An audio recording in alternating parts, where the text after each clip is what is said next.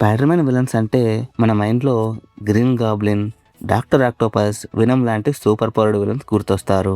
కానీ పవర్ ఉన్న ప్రతి విలన్ డేంజరస్ కాదు. ఇన్ఫ్లుయెన్స్ ఉన్న విలన్ ఇంకా డేంజరస్. ఇమాజిన్ న్యూయార్క్ సిటీలో ఒక క్రైమ్ జరిగిందనుకోండి. పోలీస్కి తెలుసు ఆ క్రైమ్ వెనుక ఎవరున్నారు, కానీ ఎవరు ప్రూవ్ చేయలేరు. అలా ఒక అతను ఉన్నాడు. అతనే గ్యాంగ్స్టర్స్ అందరికీ ఆర్డర్స్ ఇచ్చే ఒక మనిషి. అండ్ భయంతో సిటీని కంట్రోల్ చేసే క్రైమ్ బాస్. తనే టామ్ స్టోన్. ఇంట్రెస్టింగ్ విషయం ఏంటంటే స్పైడర్ మ్యాన్ కి ఇతను కేవలం పంచెస్తో ఫైట్ చేసే విలన్ కాదు. స్పైడర్ మ్యాన్ ప్రొటెక్ట్ చేయాలనుకున్న న్యూయార్క్ సిటీని తన ఇన్ఫ్లుయెన్స్ తో స్లోగా కంట్రోల్లో చేయాలనుకునే విలన్. మరి లోనీ లింకన్ ఎవరు? నార్మల్ స్ట్రీట్ గ్యాంగ్స్టర్ నుంచి Marvel universe most dangerous crime bosses లో ఒకటిగా ఎలా మారాడు? Spider Man brand new day మూవీలో తన రోల్ ఎందుకంత ఇంపార్టెంట్ అయ్యే ఛాన్స్ ఉంది? కంప్లీట్ గా ఇవాళ తెలుసుకుందాం. Hi friends, this is Mahesh and welcome back to Mahesh comic con channel.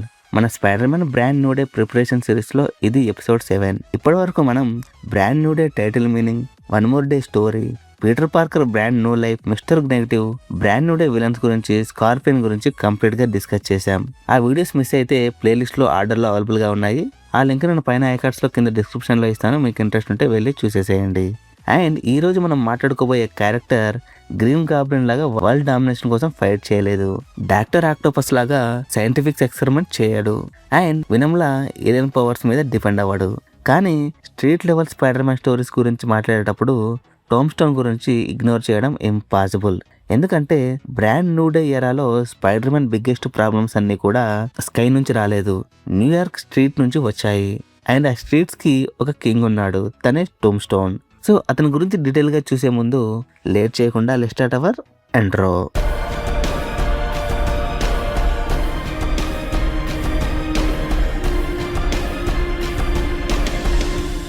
Welcome back guys. చాలా మంది టూమ్ స్టోన్ అని చూసి కేవలం ఒక సూపర్ స్ట్రాంగ్ గ్యాంగ్స్టర్ అనుకుంటారు. కానీ ఆ వైట్ స్కిన్, ఆ ఎమోషన్లెస్ ఫేస్, ఆ టెరిఫైయింగ్ పర్సనాలిటీ వెనక చాలా ఇంట్రెస్టింగ్ స్టోరీ ఉంది. కామిక్స్ ప్రకారం టూమ్ స్టోన్ లోనీ లింక్లెన్. కొన్ని కామిక్స్ లో అల్జాన్సో థామ్సన్ లింకన్ అని కూడా మెన్షన్ చేశారు. సో ఈ లింక్లెన్ చిన్నప్పటి నుంచి అందరిలాంటి లైఫ్ ని లీడ్ చేయలేదు. తను అల్బినిజం అనే రేర్ కండిషన్ తో పుట్టాడు. దానివల్ల తన స్కిన్ మొత్తం కంప్లీట్ గా వైట్ గా ఉండేది. స్కూల్లో, సొసైటీలో ఆల్మోస్ట్ అందరూ తన అపియరెన్స్ గురించి చూసి టీజ్ చేసేవారు. బుల్లింగ్, ఇన్సల్ట్, ఐసోలేషన్ ఇవి అన్నీ కూడా తన చైల్డ్హుడ్ లో కామన్ అయిపోయాయి మన లింక్లెన్ కి. ఇక్కడే పీటర్ పార్కర్ కి లోనీ లింక్లెన్ కి ఉన్న బిగ్గెస్ట్ డిఫరెన్స్ స్టార్ట్ అవుతుంది. పీటర్ పార్కర్ కూడా బుల్లింగ్ ని ఫేస్ చేస్తాడు, కానీ పీటర్ హీరోగా మారాడు.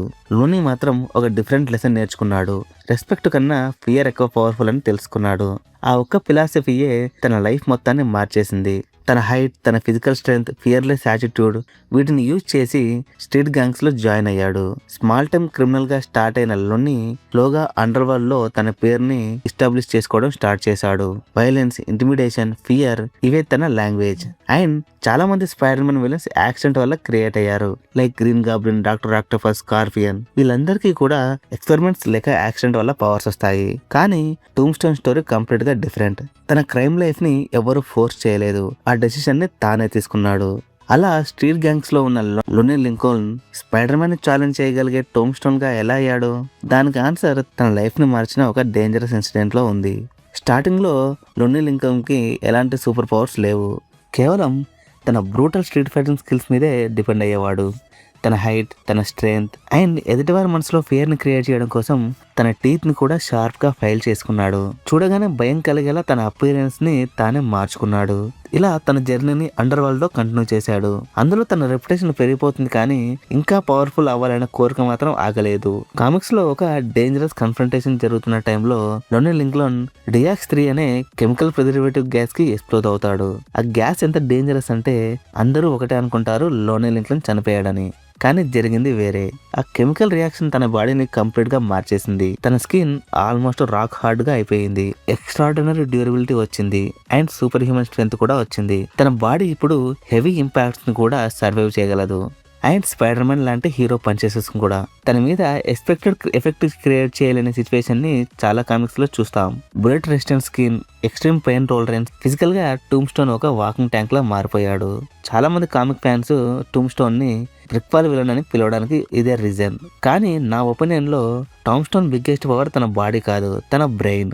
ఒక ఇన్డిస్ట్రక్టబుల్ బాడీకి years of street experience, criminal intelligence మరియు పేషెన్స్ యాడ్ అయితే ఆ కాంబినేషన్ స్టాప్ చేయడం స్పైడర్ మ్యాన్ కి కూడా ఈజీ కాదు. పవర్ ఉన్న క్రిమినల్స్ ని స్పైడర్ మ్యాన్ ఓడించగలడు, కానీ ఇన్ఫ్లుయెన్స్ ఉన్న క్రిమినల్స్ ని ఓడించాలంటే ఎంటైర్ సిస్టమ్ ను బ్రేక్ చేయాలి. ఎగ్జాక్ట్లీ ఇక్కడే టూమ్ స్టోన్ డేంజరస్ అవుతాడు. కానీ టూమ్ స్టోన్ స్ట్రెంత్ వల్ల ఫేమస్ అవ్వలేదు. న్యూయార్క్ అండర్ వరల్డ్ మొత్తాన్ని తన కంట్రోల్లోకి తీసుకున్నప్పుడే స్పైడర్ మ్యాన్ లైఫ్ లో ఒక రియల్ ప్రాబ్లం స్టార్ట్ అయ్యింది.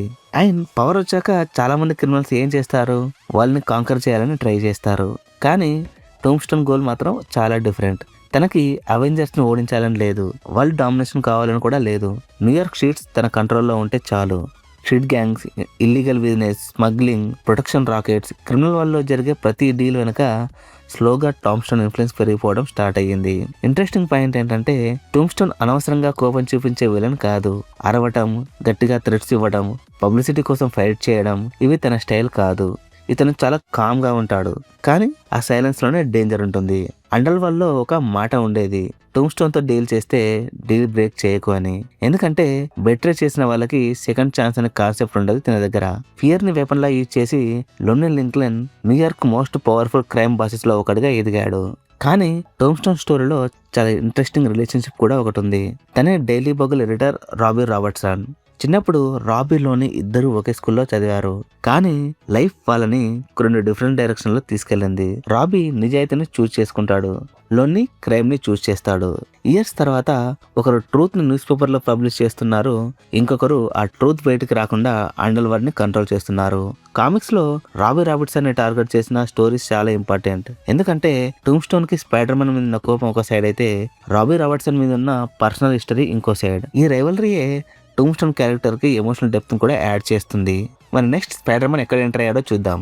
స్పైడర్ మ్యాన్ క్రిమినల్స్ ని అరెస్ట్ చేస్తుంటే టూమ్ స్టోన్ కొత్త క్రిమినల్స్ ని క్రియేట్ చేస్తున్నాడు. స్పైడర్ మ్యాన్ ఒక రాబరీని స్టాప్ చేస్తాడు, టూమ్ స్టోన్ నెక్స్ట్ డే ఇంకో ఆపరేషన్ ని స్టార్ట్ చేస్తాడు. స్పైడర్ మ్యాన్ ఒక గ్యాంగ్ ని డిఫీట్ చేస్తాడు, టూమ్ స్టోన్ మొత్తం గ్యాంగ్ నెట్వర్క్ ని రీబిల్డ్ చేస్తాడు.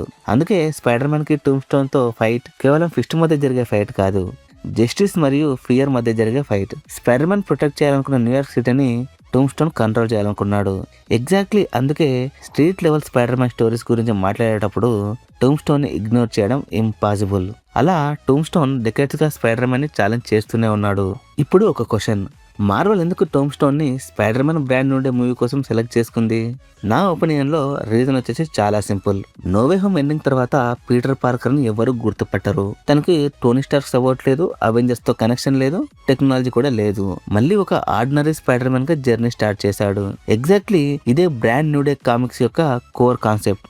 ఇలాంటి సిచ్యువేషన్ లో ఉన్న స్పైడర్ మ్యాన్ కి ఏలియన్స్ అవసరం లేదు, మల్టీవర్స్ విలన్స్ కూడా అవసరం లేదు, స్ట్రీట్ లెవెల్ థ్రెట్సే సరిపోతాయి. ఆ స్ట్రీట్ లెవెల్ వల్ల టూమ్ స్టోన్ లాంటి క్రైమ్ బాస్ పర్ఫెక్ట్ విలన్. ఎందుకంటే ఇతను సిటీని డిస్ట్రాయ్ చేయడు, సిటీని ఓన్ చేయాలని ట్రై చేస్తాడు. పవర్ చూపించడు, ఇన్ఫ్లుయెన్స్ చూపిస్తాడు. స్పైడర్ మ్యాన్ ఒక ఫైట్ గెలవచ్చు, కానీ టూమ్ స్టోన్ లాంటి క్రైమ్ ఎంపర్ని డిస్ట్రాయ్ చేయాలంటే చాలా పెద్ద వార్ చేయాలి. ఎగ్జాక్ట్లీ అందుకే కామిక్స్ లో టూమ్ స్టోన్ డికెట్స్ గా రెలవెంట్ గా ఉన్నాడు. అండ్ ఇప్పుడు కొన్ని కామిక్ ఫ్యాక్ట్స్ మాట్లాడుకుందాం. మీకు తెలుసా tomb stone spider man comics లోనే కాదు, డేర్ డెవిల్ స్టోరీస్ లో కూడా ఇంపార్టెంట్ రోల్ ను ప్లే చేస్తాడు. అంతేకాదు Marvel night spider man, sinister 12 లాంటి స్టోరీ ఆర్ట్స్ లో కూడా కనిపించాడు. ఇంకో ఇంట్రెస్టింగ్ ఫ్యాక్ట్ ఏంటంటే తన డాక్టర్ జానిస్ లింకన్ తర్వాత తను బీటిల్ అనే విలన్ గా కూడా మార్వెల్ యూనివర్స్ లో ఎస్టాబ్లిష్ అయ్యింది. అంటే టూమ్ స్టోన్ ఇన్ఫ్లుయెన్స్ ఒక జనరేషన్ తో ఆగలేదు, తన లెగసీ నెక్స్ట్ జనరేషన్ కి కూడా కంటిన్యూ అయ్యింది. ఇదే ఈ క్యారెక్టర్ యొక్క ఇంపార్టెన్స్ ని ఇంకా పెంచుతుంది. ఇప్పుడు మూవీ గురించి మాట్లాడుకుందాం. స్పైడర్ మ్యాన్ బ్రాండ్ న్యూ డేలో మార్విన్ క్రోండాన్ జేమ్స్ 3 టూమ్ స్టోన్ రోల్ ను ప్లే చేస్తున్నారు. మూవీ రిపోర్ట్స్ ప్రకారం స్పైడర్ మ్యాన్ ఈసారి స్ట్రీట్ లెవెల్ క్రైమ్ వరల్డ్ ని ఫేస్ చేయబోతున్నాడు, లైక్ స్కార్పియన్, టూమ్ స్టోన్ మరియు ఆర్గనైజ్డ్ క్రైమ్. అలా ఇది స్పైడర్ మ్యాన్ హోమ్ కమింగ్ నుంచి ఎంసీయూ ఫ్యాన్స్ చూడాలనుకున్న grounded direction. Marvel complete comic adaptation ని చేస్తుందని చెప్పలేం, కానీ బ్రాండ్ న్యూ కామిక్ స్పిరిట్ ని ఫాలో చేస్తే టూమ్ స్టోన్ లాంటి క్యారెక్టర్ ఈ మూవీకి చాలా న్యాచురల్ చాయిస్. అందుకే తనని చూస్ చేసుకున్నారు. సో ఫ్రెండ్స్, టూమ్ స్టోన్ అనేది కేవలం వైట్ స్కిన్ ఉన్న గ్యాంగ్స్టర్ కాదు, ఫియర్ ని వెపన్ గా మార్చిన క్రిమినల్, వైలెన్స్ ని బిజినెస్ గా మార్చిన క్రైమ్ బాస్, మరియు స్పైడర్ మ్యాన్ ప్రొటెక్ట్ చేయాలనుకునే సిటీని కంట్రోల్ చేయాలనుకునే పవర్ఫుల్ ఎనిమీ. అందుకే డెకేడ్స్ తర్వాత కూడా tomb stone spider man most dangerous street level villains లో ఒకటిగా కంటిన్యూ అవుతున్నాడు. ఇది ఫ్రెండ్స్ ఇవాళ వీడియో. మన brand new day preparation series లో క్యారెక్టర్స్ యొక్క డీప్ డైవ్స్ ఇక్కడతో కంప్లీట్ అయిపోయాయి. కానీ మూవీ రిలీజ్ ముందు ఒక ఫైనల్ స్టాప్ మిగిలిపోయింది. అదే spider Man brand new day before you watch. మూవీని చూసే ముందు కంపల్సరీ తెలుసుకోవాల్సిన story, characters, comic inspirations, hidden references and expectations అన్నీ కూడా ఒక అల్టిమేట్ గైడ్లో కంప్లీట్గా డిస్కస్ చేద్దాం. మూవీ చూడడానికి థియేటర్కి వెళ్లే ముందు ఆ వీడియో మిస్ అవ్వకండి. అండ్ ఈ వీడియో మీకు నచ్చితే ఈ వీడియోని లైక్ చేసి మీతో పాటు మార్వెల్ మూవీస్ని, స్పైడర్ మ్యాన్ మూవీస్ని ఇష్టపడే మీ ఫ్రెండ్స్కి ఈ వీడియోని షేర్ చేయండి. అండ్ ఈ సిరీస్లో ప్రీవియస్ ఎపిసోడ్స్ని మీరు మిస్ అయ్యి ఉంటే ప్లేలిస్ట్ ఆర్డర్లో అవైలబుల్గా ఉన్నాయి, వెళ్ళి చూసేసేయండి. అండ్ ఫ్యూచర్లో మన ఛానల్లో వచ్చే వీడియోస్ మిస్ అవ్వదనుకుంటే ఇప్పుడే మన ఛానల్ని సబ్స్క్రైబ్ చేసుకోండి. పక్కన బెల్ ఐకాన్ ఉంటుంది, దాని కనుక క్లిక్ చేసి యాక్టివేట్ చేసుకున్నట్లయితే నేను డైలీ ఇలా వీడియో పెట్టగానే మీకు అలా నోటిఫికేషన్ వచ్చేస్తూ ఉంటుంది. అండ్ ఫైనల్లీ నేను మీ Mahesh signing off. Bye bye now. జై హింద్.